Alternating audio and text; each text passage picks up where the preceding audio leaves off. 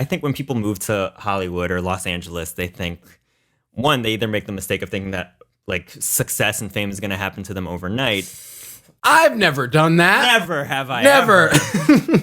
So when I first moved here, I think I had been here for maybe a year, and I always wanted to be a talk show host. I still want to be a talk show host. Like, I could totally see that. Can't you see that? I can totally see that. Thank you. I like, if Barbara Walters is listening, which I mean, I'd be shocked if Barb was, but I want to be on The View. So I remember when this is before like, gosh, I don't even think Instagram was around. This is like circa 2009, 2010. I found an ad somewhere saying like, hey, like we're trying to hire new radio hosts here in Los Angeles. Come down and audition. And I was like, well, I have nothing else to do. I don't have a fucking job right now. And this is exactly what I want to do. So let me get into my little car and audition. So I remember going to the audition, and it was like in the jankiest part of Hollywood at like some studio that looked run down. Already that should have been my first sign. No, it's not going to be as bad as it sounds. I swear. I swear. It's not like I walked into like a porn like studio, which I probably would have auditioned for. I didn't even think of that, but damn, maybe. We only live once. So I walked into this place, which looked like a rundown shack. It was terrible. The people that were running it seemed disorganized and anything. And there were maybe like 20 of us there. And so I remember they did like an information session where they showed us this video of like what happens if you get the job, where it's like, this could be you like interviewing stars on the red carpet at the Oscars. This is what our correspondent did last year. Wow. Okay. So like, I'm like, oh my God, this is what I've been waiting for. This is it.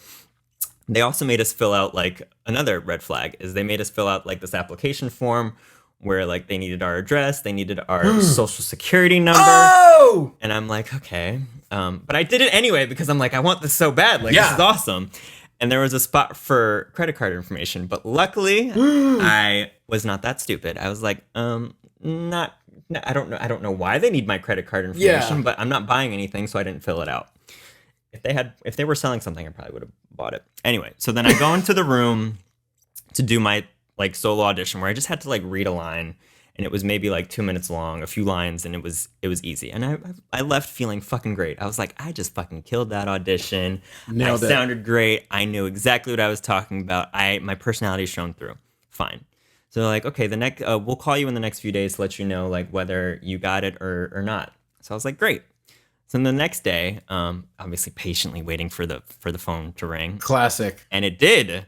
And they're like, hey, is this John? Congratulations. Like, we just wanted to let you know, like, your audition blew us away, and you're going to get the job, and we're going to send you an email with next steps. And I was like, fuck yes, like, I did it.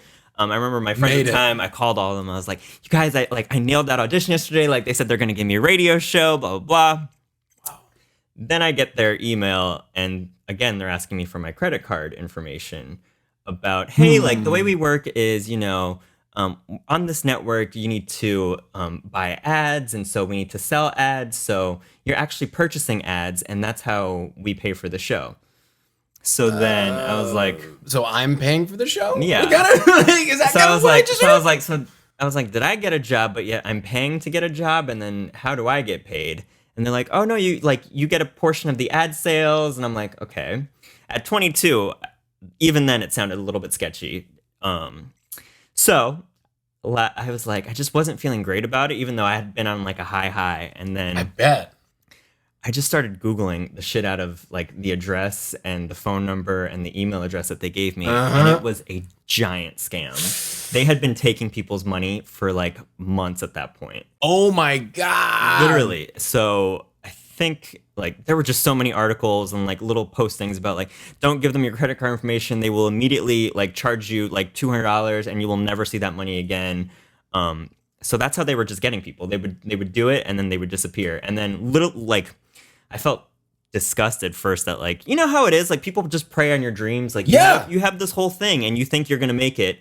And then you find out, no, there's a lot of bad people out there. They did this whole presentation with the whole video just to lure people in and get people excited. And then they take your money and then disappear. Oh. Disappear. And what's crazy is that this was online. Oh, yeah. Like, it's Googleable, but like, they're still doing it. Still it's doing out it. there, and it's in plain sight. Well, I mean, they disappear after 2 weeks. They just disappear. I think that's why it was like a shoddy location. It's Yeah. because they have to keep switching it up, and then they but town to town to town. It's Wow. so like fuck those people. Seriously, like who does that? Luckily, I never gave them my credit card information, but they had my social security, so I was fucking worried for a while. Yeah, I mean, that's scary. That's really scary. Yeah. And how long had you lived in Hollywood? Not long, right? At that point? less than a year. Yeah, that Much I mean, less than a year. I had stuff like that too, where there was one where it was like they had you doing background Yeah. I think like literally everyone I know who moved to LA like in 2009 did it. Oh yeah. I forget what it was called, but like it was I think I did another one that year where I went to go try and be a background actor just to make any money, and they're like, oh, okay, like we're going to put you on our roster, but you have to get your headshots done by this photographer. Oh, so then I paid like $250 to get headshots that I didn't even need, and he's obviously getting a kickback from them, so it's like the whole thing is fucked. But that's the crazy. It's not even that much of a kickback. Like $100.